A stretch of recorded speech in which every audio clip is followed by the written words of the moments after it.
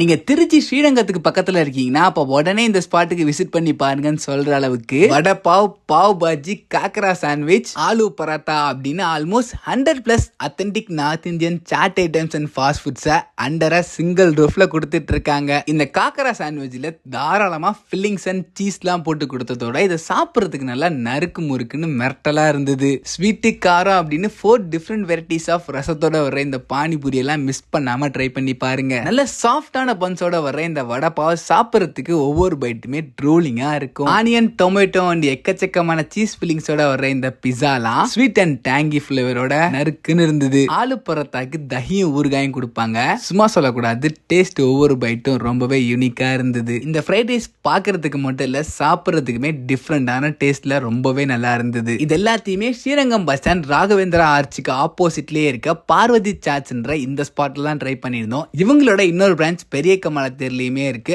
அதோட ஸ்விக்கி, ஜொமேட்டோலயுமே அவைலபிளா இருக்காங்க. ட்ரை பண்ணி பார்த்துட்டு எப்படி இருந்துச்சுன்னு சொல்லுங்க.